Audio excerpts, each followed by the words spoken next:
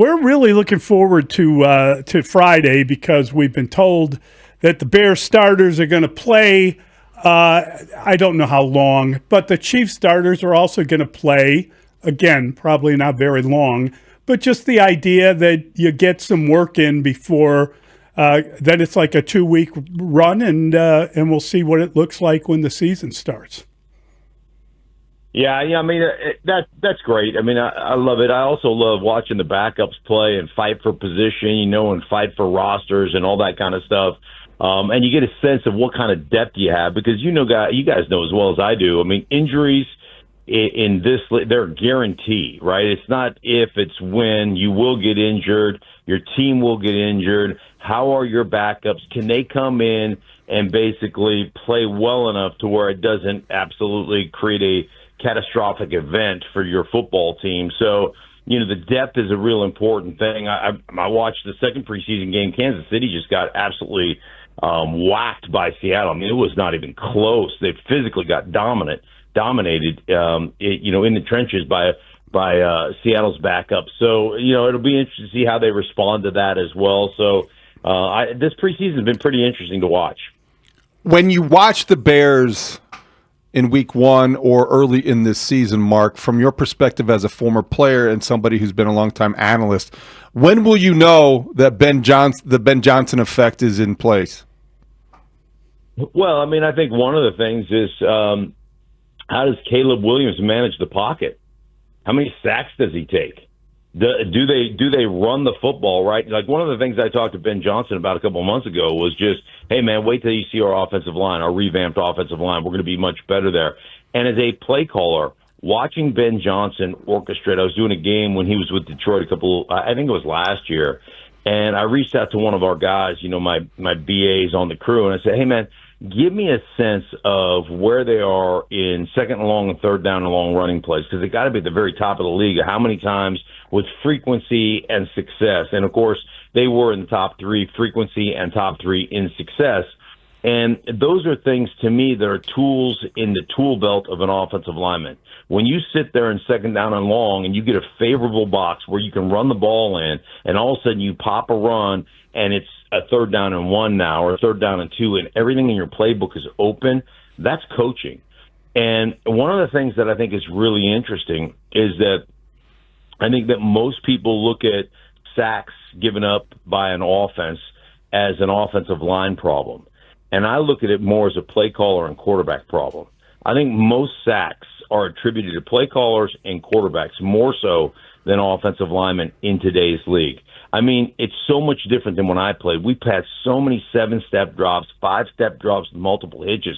And you think about how the league operates now. A bunch of quick game 3-step drops, balls out of your hand, ball is out to the edges all the time. It's not pushed down the football field. Bubble screens, swing passes, regular screens, all the things that we see in today's game where it doesn't require a ton of protection. And most of the sacks come from, like Caleb Williams taking 68 last year, when all of a sudden you're slow through your progression and you pull the ball and you try to escape out the back of the pocket, and then, a defensive end that runs 4-4 runs you down. Those are the problems with offense in today's game, and I believe, we'll see if Ben Johnson can clear that stuff up.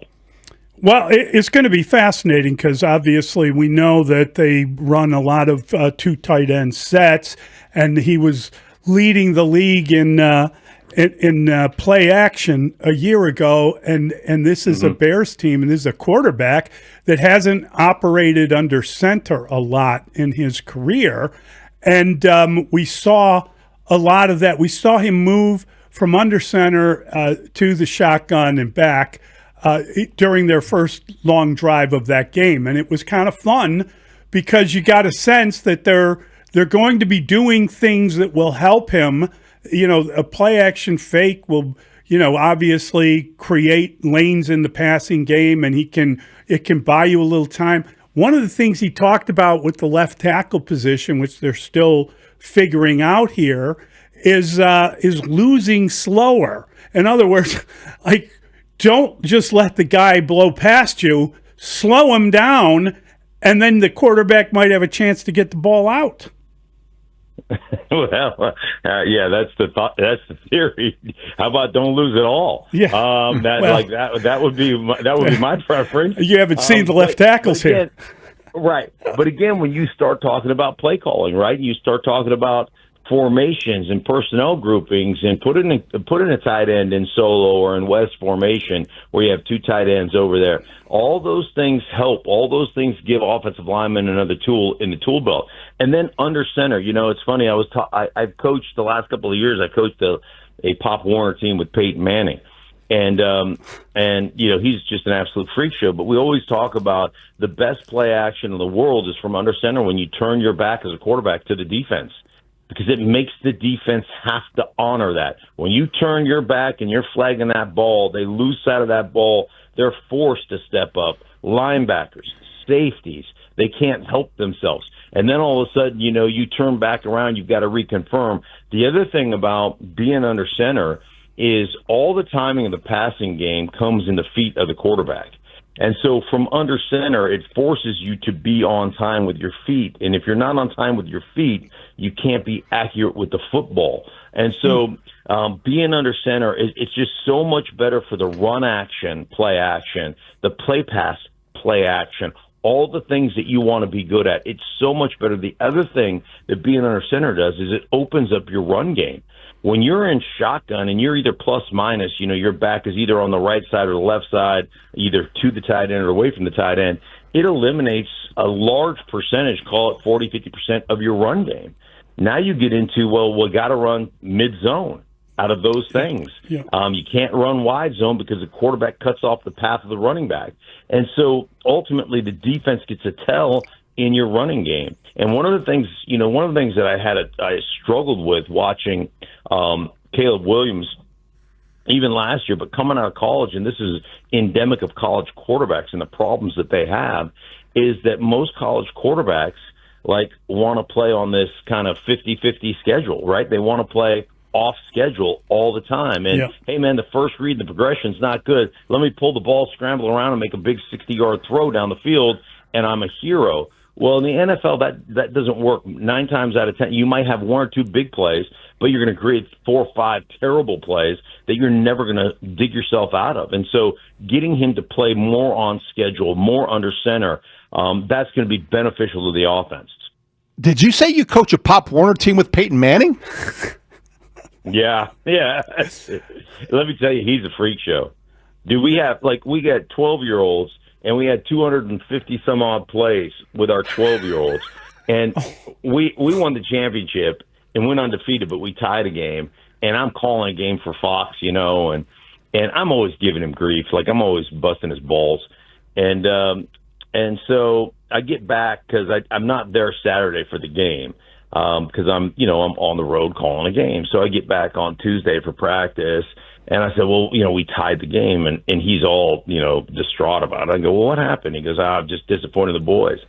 And I said, well, why are you disappointed in the boys? He goes, because they just made too many mental errors. And I go, you think you got too many freaking plays in? How about we just line up and play some smash mouth football, you idiot, So, I've coached the last couple of years. We're not coaching it this year, but the last couple of years. With that freak show. That dude is and let me just tell you what, you want to talk about detailed in every walk of life. He's a case study on how to be successful. That dude, there is no stone left unturned with that guy. He is a absolute freak show like I've never met before. That's great. Mark, when you look at Caleb Williams, back to the Bears, when you go into this season and you're watching him, do you feel like he's closer to reaching his potential than he was a year ago? Or does he have more ground to cover because of how difficult last season was? No, I think he's closer. I mean, I think he's obviously closer. I mean, it's just things you've got to clean up. And it's interesting, man. I was having a conversation. I was over at Broncos training camp, having a conversation with Sean Payton. And one of the reasons that he took Bo Nix, and he just could not, he just couldn't put up with Russell Wilson and his propensity to take sacks. And one of the studies that he put his analytics group on was, hey, if a guy took a lot of sacks in college, does he clean that up when he gets to the NFL? And so they did a 2-day study on that, and they couldn't find a dude that took a lot of sacks in college that didn't take a lot of sacks in the NFL. And, that's the biggest concern. When you take sacks or you don't climb the pocket, you don't dump the ball off, you're more worried about your completion percentage than you are about field position. That's a problem. Like, those are real issues, and they couldn't find a dude that was able to clean that stuff up. Now, 68 sacks, obviously, some of it's scheme, some of it's offensive line, some of it's, Eberflus and his coaching staff, but some of it's Caleb Williams. And that is something that has to be cleaned up, because the percentages of scoring drives that have a sack in them is like less than 10% of drives in total. You only get about 12 per game. And if you're down to 7% or 8% because you took a sack, well, you're just not going to score. And so, it's like a loss of down penalty, man. Those things are vicious. And so you've got to be really good at avoiding that stuff. You've got to be really good at managing the game. And, we get to the point where we look at managing the game as some, taboo subject, and it's not. It's the way you win in the NFL. And so those things are things that are going to have to be cleaned up.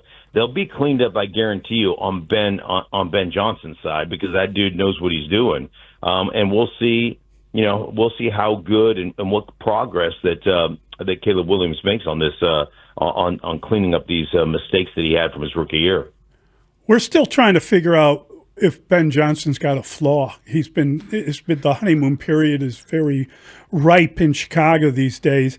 I'm just curious, when you look at a guy, and we know what happens with offensive coaches, but he's a different kind of cat, and he's very intense, and they, are turning over the defense to Dennis Allen, and, he's been a head coach. It feels like that coaching-wise they've improved quite a bit. Yeah, it definitely does. He's a guy that I have a lot of respect for. He's a guy, like, here's just their ability to run the ball. And I told you, man, they're really good at running the ball, really good at running the ball in like non-traditional running down and distance, which helps you build a tool belt. Like I say this all the time, man.